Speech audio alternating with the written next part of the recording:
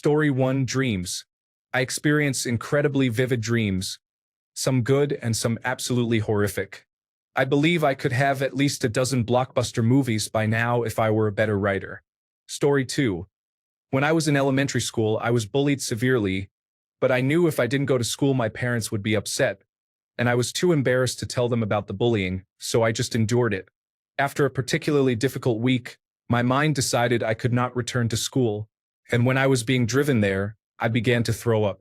This continued for several days, and as long as I was away from school, I felt fine. Eventually, I was taken to the hospital where the doctor asked if I was being bullied, and finally, everything came to light. After that, I spent recess daily with the school psychiatrist.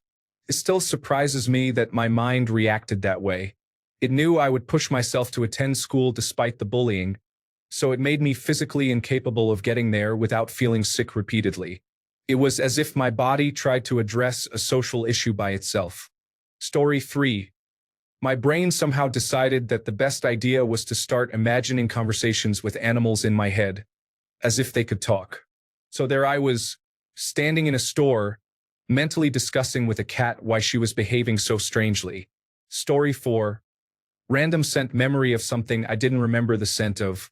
Basically, my whole life, a particular scent would appear out of nowhere, with nothing nearby that produced it. I loved it, but had no idea where it came from. When I was 14, my mother took me back to where she grew up in Ireland, and where we had lived for 6 months when I was 3. My mom asked me if I remembered anything. The moment I got out of the car in her village, there it was, everywhere. Readers, it was the scent of turf fires burned in the fireplaces for heat. It remains one of my favorite scents in the world. Nothing quite like it. I wish it wasn't banned now, for purely selfish reasons. It was just one of those things about Ireland that no one ever told you about, which was so lovely. My mother found it hilarious that my one memory of her village was that it smelled. Story 5. Creating jokes in my sleep that I found funny actually woke me up laughing a couple of times. I don't understand how one part of the brain can work on something in secret to the point that it catches another part of the brain off guard, making it laugh out loud. I've researched it, and apparently it's not uncommon, but it's still unnerving. Unfortunately, I can't remember the jokes now. Story 6. 2 decades of suffering and despair. My mind feels like an adversary, and I wish it would just relent. It won't even allow me to visualize images when I close my eyes. Rather, it prefers to give me aphantasia than to function normally. The joke is on my mind. I plan to prove I am in control. On a serious note, I truly did not realize that most people can close their eyes and conjure images in their minds. I only see images when I am dreaming. If I close my eyes and think of a beach with sand and the tide coming in, all I see is darkness, and my mind makes me feel foolish for trying. Story 7. Dreams can be quite bizarre. Some involve strange scenarios like a demon grandmother asking for her underwear, which turns out to be a towel that is actually a crown. Other dreams resemble movies, and some even have multi-night sequels. Story 8. When I was a little girl, around 6 to 10 years old, my imagination loved to create vivid scenarios of soldiers bursting through my door and shooting and harming my family. Story 9. Sending signals to speak faster than my mouth can keep up, resulting in words that sound like stuttering, jumbled gibberish. Story 10. It was the night after being told for the first time that I have attention deficit hyperactivity disorder, and I was dumbstruck, contemplating my entire life up to this point and trying to figure out which of my behaviors were actually related to this condition. I was brushing my teeth when I realized I was standing on one leg, with my other leg propped up on the counter and my foot dangling in the sink for no logical reason. I thought, okay. Maybe they are right. Story 11. I have Alice in Wonderland syndrome. Sometimes the size shifts happen very quickly and make me sick. The weirdest part is when I am larger than the room. Story 12. Auditory hallucinations on the cusp of waking up. I hear the sound of large trees falling or someone knocking on my door and calling my name, causing me to get up and check that they did not happen. Story 13. Déjà vu epilepsy triggered by heat or smell can cause dreams or memories to be played at 128 times speed, making a week's worth of dreams and feelings occur in just 5 seconds. Feels as if I die every time. Story 14. I once, in a half-awake state, saw myself in the mirror and excitedly said, "I have a face." I was surprised and happy about that fact. As far as I can remember, I've never not had a face. Story 15. I ordered a meatball sub from Subway. I then felt upset when the server had no idea what I wanted. Then we both laughed. Story 16. It happened a few times. I took a yogurt and a spoon, threw the spoon in the trash, and tried to eat the yogurt with the lid. Story 17. I only work weekends as a receptionist at a hair salon. One morning, I woke up at 2 a.m., wondering if I had cut someone's hair correctly. I have never touched anyone's hair besides my own. Later that morning, I felt very confused. Story 18. I hear voices at times, always the same two women's voices. I don't recognize the voices as being similar to anyone I know. This has been happening for at least 10 years, which is seriously unsettling. Story 19. In high school, my phone started ringing. I stood up, although I don't know why I did it, and said I was sorry for interrupting. I took my phone out of my pocket, only to realize that no one had called. I only heard the sound in my head. The people in the class looked at me with confused faces. Story 20. I met my friend while walking in the park, and she introduced me to her partner and her mother, who were with her. Her partner extended his hand to shake mine, so I shook hands with him. Then her mother offered her hand for me to shake, which I did as well. Their dog ran up, and my friend said, "This is Cody." Without thinking, I knelt down and extended my hand to the dog. Fortunately, the dog offered its paw, so I gently shook his paw while my friend, her partner, and her mother chuckled. Story 21. Switched languages. I was progressing in my German class when I encountered a bump in the linguistic road and then continued in Italian. This might have been out of habit, as I began learning German in an Italian school. Story 22. I experience migraines. I see stars and light shows, sometimes I feel nauseous or I go partially blind in one eye. I have never accepted any of that. Story 23. I once woke up in the middle of the night, and the first thing I did was put a shoebox in my refrigerator's freezer. Story 24. Casual brain attacks, or so I like to call them. One side of my head suddenly feels like it is logging off. It's a bit painful. Story 25. I have a strong distrust of others due to accumulated traumatic events, which has led to extreme irrational paranoia at times. It's not ideal, but it is what it is. Story 26. Brains are unpredictable. Sometimes they suddenly remind me of an embarrassing moment from 10 years ago, just before I fall asleep. Story 27. Psychosomatic side effects from stress include seizures, hallucinations of floating spiders, moving furniture, the sound of a radio or people talking, visions of cat spirits, and wild bioluminescent colors when I close my eyes. Aside from the seizures, these experiences are not truly problematic. At least I am aware of when I am struggling. Story 28.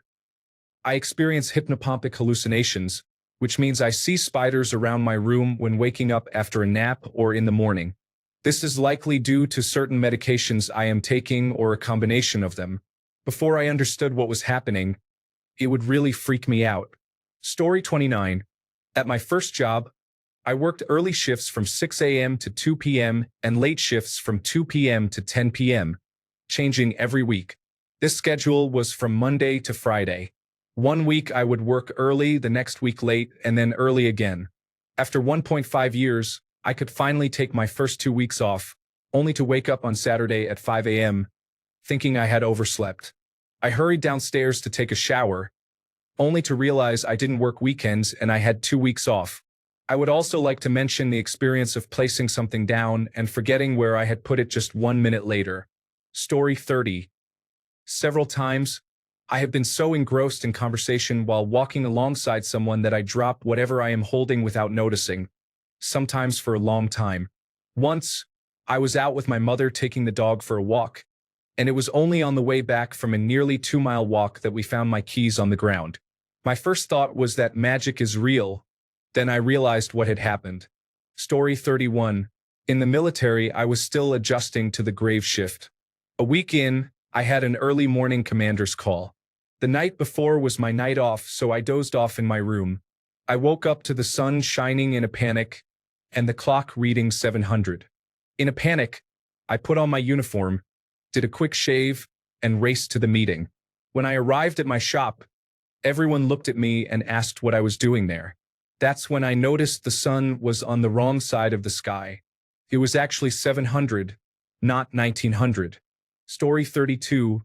Many years ago, I quit smoking.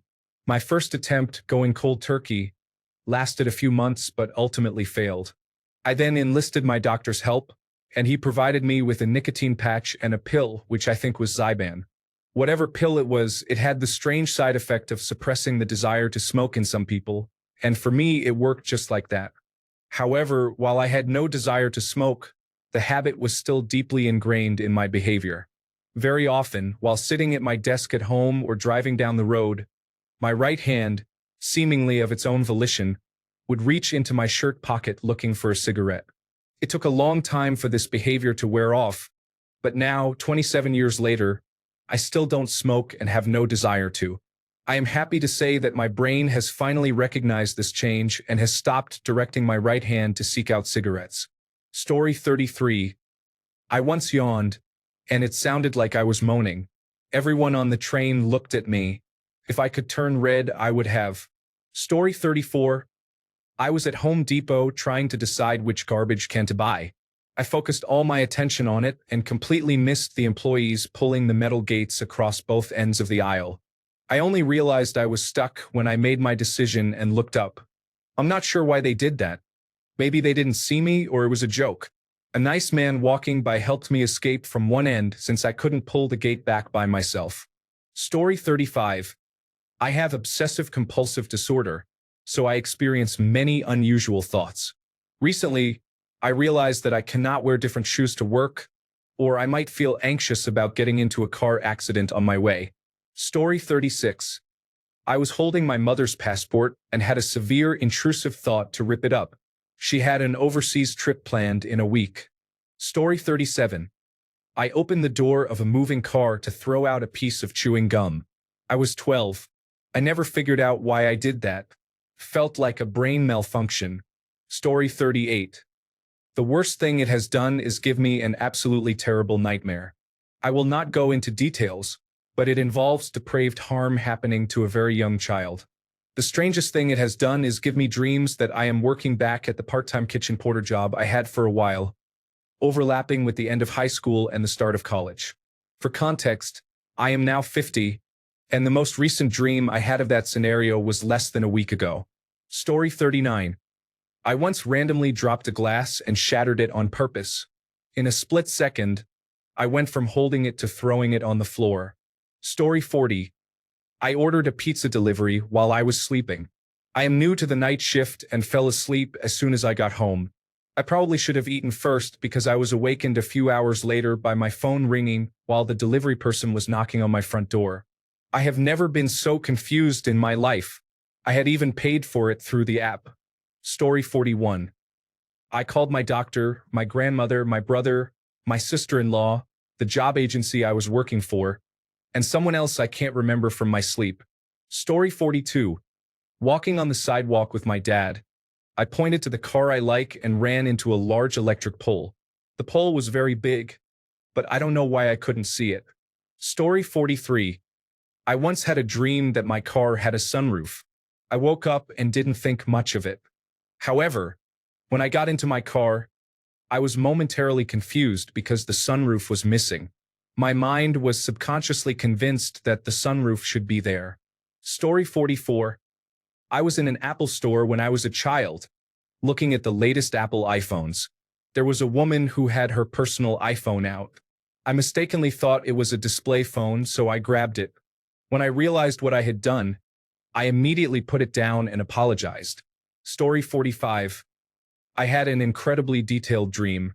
I woke up, got ready for school, waited at the bus stop, went to my locker and sat down in class. Felt so realistic and long. Then I actually woke up and started crying because I felt like I had just experienced everything and it seemed like I didn't sleep at all. Story 46. I used to sleepwalk and end up in unusual places. When I was 7, I managed to make it all the way to a playground near my house. My brain likes to randomly remind me that we are all walking skeletons and everyone I love will die someday. I was obsessed with the song Worms Crawl In, Worms Crawl Out as a child, so I find it difficult not to picture that. I called a grown man, who is actually several months older than me, a baby because I thought he was much younger than the rest of the group I was with. Even if he had been, why would I say that? I dislike when people say such things. I apologized immediately and still occasionally think about it. Story 47. When my daughter was a young baby, I often woke up thinking I had fallen asleep with her in my arms or worrying about where she was in her Moses basket. Sleep deprivation and anxiety contributed to my concerns. Story 48. I woke up, made a coffee, and then my memory is blank. The next thing I remember is sitting in front of my computer watching a true crime video by a YouTuber I didn't know existed, and it was afternoon. I don't recall anything in between. Story 49. I fell asleep on our couch in the living room once. It was a restful sleep. Come morning, my sister woke me up. For some reason, I suddenly screamed out of fear after she woke me. I gave my parents and sister a good fright that morning. Story 50. I sometimes get these poems, for lack of a better word, in my head. They just occur, fully formed with no context. I hear them in my head, typically with some kind of vaguely Eastern European accent. Here's an example. Please to build me a new tomb, a new tomb. Please to build me a new tomb, a new tomb. What is that? Why was it in my head? Why did it stay? Popped into my head at least 5 years ago and just remained. When I have good creative ideas, I have to write them down or record them immediately, or I forget them. When these things pop into my head, they just stick. What is happening? Story 51. I was running once at the local park when I was suddenly filled with a glowing euphoria that brought me to tears and lasted for the rest of the run.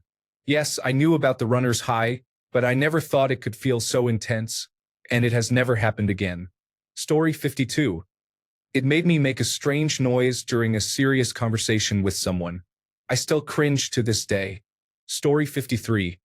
I can drive or walk past a place, and my brain goes, this would be a great spot to hide a dead body. Story 54. I forget who originally told a story and mistakenly think it is my own because I shared it with someone else. However, I did mention that it was told to me. This has happened only once. Story 55. I had a terrible sinus infection, so the doctor prescribed an antihistamine, which is known to cause drowsiness.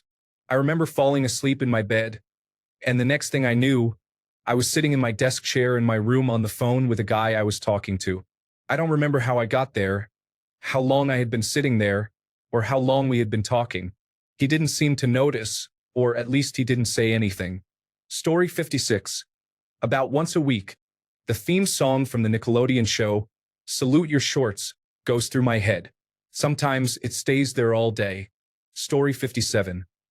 I woke up at 4 a.m. as usual, rolled over to try to go back to sleep, and my mind conjured up the image of 2 naked women squatting and dancing, with unusual anatomy. They appeared to be moving in sync with the music. What is going on, mind? I just want to sleep through the night. Story 58. My brain only acts based on what I have programmed it to do, whether good or bad. I have allowed the action, and if it acts independently, it is simply the subconscious programming that I forgot I installed. Story 59. Overwhelmingly vivid dreams feel too real, and if I have a problem on my mind, my dreams usually provide me with a solution when I wake up. Story 60. I think it may have been my dream from last night where the cast of The Big Bang Theory tried to sneak through Hogwarts while a clip show of various real and fictional Harry Potter scenes played. This was before the scene changed to the opening of Rogue One, except the Death Troopers were Force-sensitive for some reason. Krennic was Andy Serkis dressed as Cloud, Darth Maul was just standing there, and Galen's wife was some random Asian woman who took 2 minutes to bleed out. At that point, all of the aforementioned people climbed into a pizza delivery car. Suddenly, I was in the car driving it, wearing the one ring and told to get it to the Metropolitan Museum of Art, which wasn't the museum. It just looked like the Imperial Dam on Alhani and was in the middle of a suburban parking lot. I was also driving a remote control electric delivery truck simultaneously while two big rigs followed me. I crashed the delivery truck into the curb as I tried to turn in front of the dam's spire, then woke up feeling confused. Story 61. This may be common among teachers, but I will be thinking 3 steps ahead while writing on the board and will write something completely random. Story 62. I don't know if it was a dream or a nightmare, but on several occasions, I've woken up to the sound of unbearably loud static or white noise in my completely silent bedroom. Story 63. I had a dream once where the dream tried to recite Warhammer 40,000 lore. I woke up so confused that it lasted all day and felt like an out-of-body experience. Story 64. When I have a temperature above normal, I hallucinate. Even a small increase makes me see things that are not there. If I have a fever, I also experience sensory hallucinations where I feel weights holding me down, bugs under my skin, and intense pain. It is awful. Story 65. Explode. Seriously. Exploding head syndrome is a condition and it happened to me. It is very unsettling, to say the least. Story 66. Waking up suddenly in my 30s, thinking I have school in the morning and I haven't completed my homework.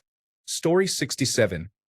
I have gone to work on Saturday before, just out of routine, and I start at 2 a.m. When I got home, I got back into bed, and my wife never knew I was even gone. Story 68. I punched a friend who was giving me a hard time in the face. I had never been in a fight before that or since. He just pushed a button and, in an instant, I swung wildly, hit him, and just like that, all desire to continue stopped. It was very confusing. Story 69. Consider the worst-case scenario and make me stress over it. It's frustrating because I tend to worry excessively about a traffic jam on a road that is typically empty. Story 70. It is not appropriate to react aggressively when asked, "Are you thinking about something else right now?" during an intimate moment without any context for the question or a willingness to explain. Story 71. I woke up thinking it was 6 a.m. I took an Adderall, brushed my teeth, and fed the dog breakfast, only to realize it was 12:45 a.m. Oops. Story 72. It's impulsive and I guess psychic? For example, in my teens, my adult person left me in the car. I saw a man walk outside to the curb to light a cigarette, and I didn't realize I was shouting until I heard the words that came out of my mouth. I yelled, "You're going to die!" Realizing what I just did, I crouched down in my seat and discovered the window was open. The man looked terrified, glancing back and forth in the parking lot, while I was praying for him not to see me. A month later, he died of lung cancer. He was our mayor, I guess, and for years I was convinced I had killed him. I never said anything condemning or final to anyone since. I was afraid it would happen. Can you imagine what was in that man's head during the last month he was alive? Anyway, my brain likes to try talking before I can get in the way. Story 73. I was watching a bird walk on the ground when I suddenly realized that the bird had no wings. I began to wonder why it lacked wings, as if that was unusual. Story 74. I have been happily married since 2016. I was married before that from 1998 to 2012. In 2001, a girl I dated from 1993 to 1997 was killed by a reckless driver. Let's call her Ruth. I had not seen Ruth for 27 years, and she had been dead, buried, and forgotten for 23 years or so, I thought. I had a breakdown last year caused by major stress from an unexpected career change. My wife was incredibly supportive and went to great lengths to help me. Just as things were getting better, the reality of Ruth's death hit me hard, as if it had just happened. For weeks, I was overwhelmed with grief, remorse, and longing. I obsessively collected every piece of information I could find about her life and death. I filled journal pages with my regrets and pain. It was the most crippling emotional trauma I have ever experienced, and 8 months later, I am still processing some of it. Came out of nowhere. It's not like I woke up one morning and decided to ruin my life by sinking into a bottomless depression over someone who has now been dead longer than she lived. And to make matters worse, I felt like I was causing my loving wife to feel pushed out of my life by a ghost. I definitely did not give my brain permission to do this. Where did this even come from? Story 75. The brain activity sizzled from the vibrations due to years of mind control experiments. It overwhelmed my brain as dopamine receptors overheated, the viscosity thickening from neurotransmitters racing along the pathways to each thought of love experienced. The emotional scale, similar to a Richter scale, rose higher than recorded limits, altering my mental state and manifesting my purpose into reality. I am grateful to have lived through this and to share my experience. Be cautious of front companies that may have ulterior motives. That's all I need to say about that. Love yourself. It's important. Your validation comes from reaching your goals, and happiness arises from knowing yourself thoroughly. The mind control experiments apparently caused telepathy, so I danced to the rhythms of my brainwaves. Story 76. I was about to say something very disrespectful to my older female cousin for no reason at all. I am already straightforward with her, but there are boundaries. I intended to start a light-hearted conversation, but a very inappropriate comment came to the tip of my tongue, and I stopped. Another time, I went to my fiancé's house and learned that she was sick. In my culture, we are not supposed to talk much with each other before marriage. She was sitting with her mother, and we both looked at each other. I was just about to make a kissing gesture in sympathy, which would have been terrible if I had done that. Later, after we got married, I told her about this moment and asked her what she would have done if I had gone through with it. She said she would have left my presence and would never have spoken to me again. Story 77. I opened my front door to my former sister-in-law and completely stared at her. I was looking at her cleavage from about 2 feet away for about 10 seconds before any words came to mind. It was a very awkward conversation with my wife that night. Thanks a bunch for sticking around till the end of the video. Remember to subscribe, and until next time, stay awesome and goodbye.